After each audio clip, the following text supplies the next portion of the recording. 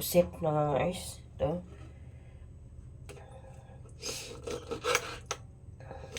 Patuloy natin.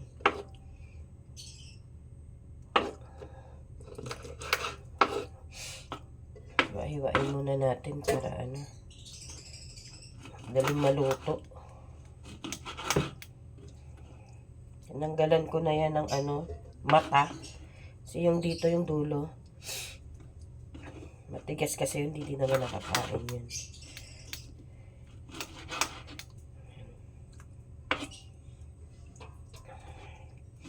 Paghiwa na ako ng bawang sibuyas.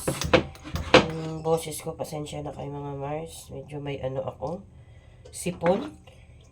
Malamig kasi sa iba yung lamig. Although naka-aircon, sanay naman kami sa aircon, pero yung lamig kasi ngayon, pag palit yung panahon, yung weather, ganyan ako. Sinisipon ako, tapos parang ubo-ubo ako. Pero kapag mainit na, nawawala na siya. Ganyan lang ako. Hindi ako nakatulog magdamag. Ay, ito, may pa, tanggalin natin. Yung itim, ay yung matigas. Hindi ako nakatulog kasi nahirapan akong huminga. Tapos parang nangangating-ngating lalamunan ko. Nagbukas kami kasi hindi ako nag-aircon dahil baka lalo lang hindi maganda. Kaso si husband hindi nakatulog kasi mainit. Ibang klaseng lamig. Salin na natin. Actually mga Mars, malinis na ito. Pero hugasan pa din natin. Kapag hiwa na ako ng tawag dito, bawang sibuyas, kamatis, luya. Ay tayo ng sabon.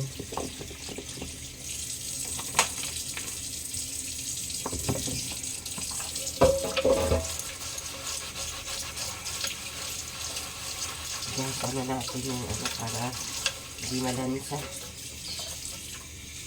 Yung kawali ko, malinis na yan. Nakabunan ko ulit.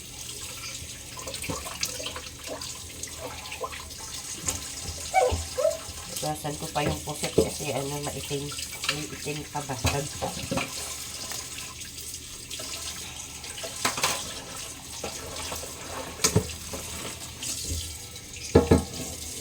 Sabunan ko ulit yung kawali ko. Malinis ito. Binaparan ko lang ng tubig.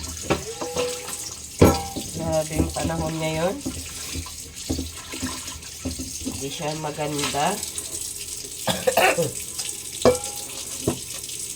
Gasan na natin yung ating pusit na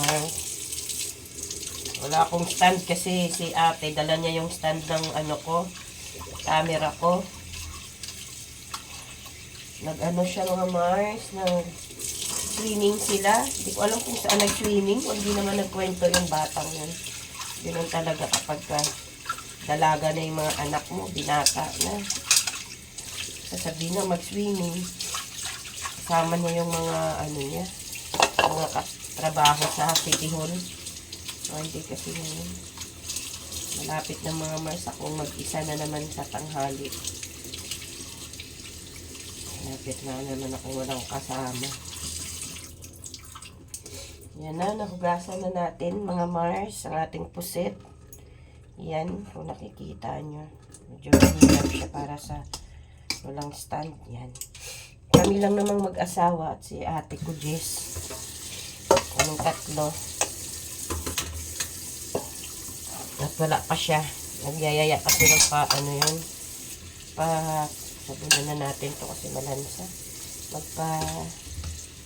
Pedicure.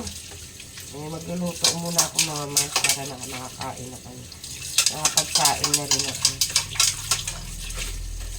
Pinahuli ko yung aking papa ng kamatis. Sira kong kamatis.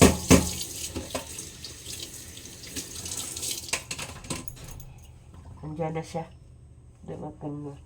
Nangating aking ilong. Lilipat lang ako sa tutok ko lang dito sa ginagawa.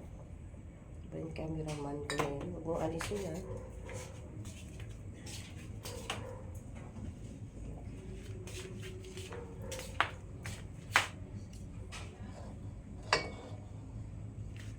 Sabay-sabay na natin bawang sibuyas. Natin sili, luya.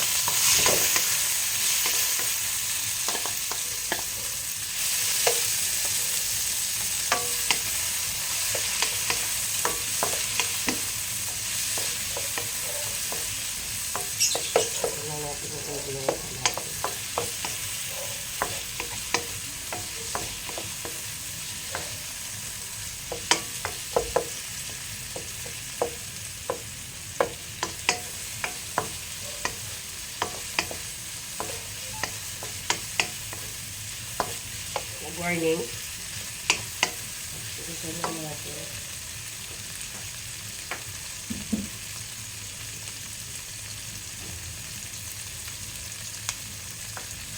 Lagyan na natin yung puti.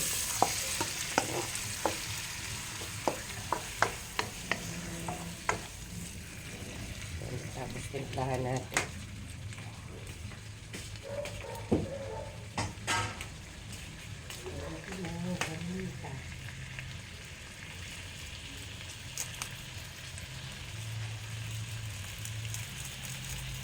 Isa lang.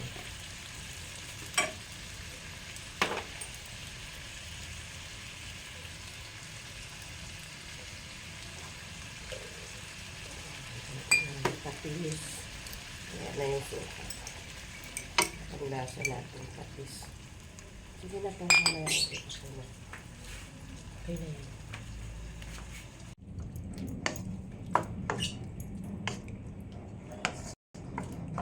Hindi mo kaya natin kumulo. Takpan na natin para magkulo. Lagyan natin ng suka. Buksan na natin. Ang bango. Ang bango. Tikman na natin mga Mars. Kasi bata pa naman itong pusit na niluto ko eh. Okay na siya. Malambot na. Medyo maanghang siya kasi may sili. Yan o. Malambot na yan mga Mars.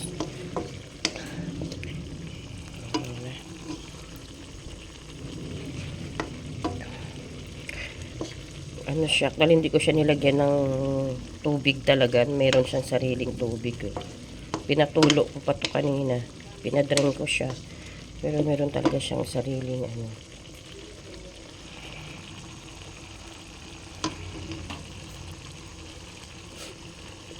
Takpan muna natin mga 5 minutes more. Para medyo mabawasan siyang konti ng sauce. Ayan, luto na. Kakain na kaming tanghalian. Kakain na ako. Ayan na.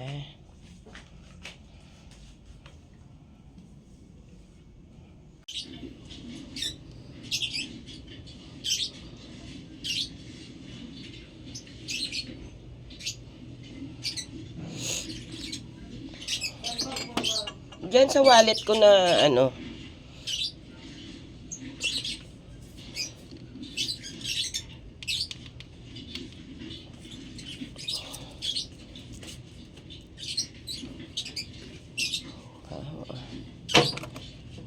Mag-aadobo ako mga Mars. Pero mamayang gabi pa to. Binabad ko lang siya kasi meron akong ito-turbo. Ito. Yung adobo naman ito. Si Steve kasi may field trip. So binabad ko na para adobong baboy yung kanyang ulam. Hinalo ko lang ayan yung adobong baboy. Ito naman yung giempo na hiniwa-hiwa ko na yan. Ayan, nilagyan ko na yan ng toyo, bawang. Ito pa yung bawang ko. Paminta. Saka pampasarap. Ayun na yung suka kasi para hindi siya masira. Dahil bukas ang field trip niya. Mamayang madaling araw pala, 3 AM ang kanyang alis.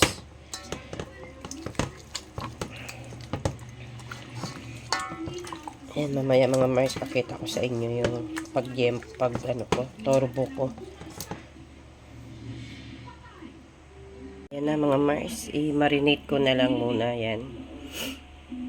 Marinate ko muna ng at least 1 hour. Tapos mamaya pakuluan ko na yung adobo. I-separate ko na siya. Yung pang adobo, sa ituturbo ko. Yung pang turbo kasi mga Mars hapunan. Mas gusto namin kasi yung wala siyang, hindi siya na sa nagiginigisa o piniprito sa mantika. Yan mga Mars, abangan nyo mamaya ang aking ibang vlog update dito sa lulutuin ko. Yan, sinalang ko na yan. Yan po yan. Nasa turbo siya. Yan. Bubuksan natin yan. Yung adobo naman, sinalang ko din. Yan, baon ni Bunso sa field trip bukas. Pinapakuluan ko pa. Yan, para lumambot siya. Yan, takpan na natin. Turbo nakasalang. Yan. Para less ng ng taba. Dinner naman na namin ngayon yan.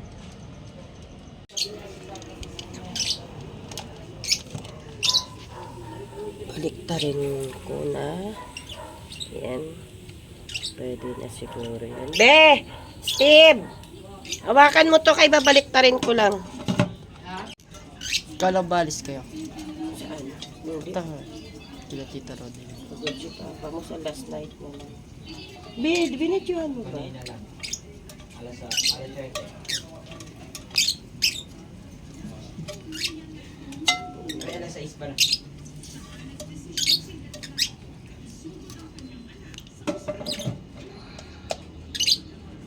Yung luto na yung adobo na niluto ko, mga Mars. Yan. Luto na siya.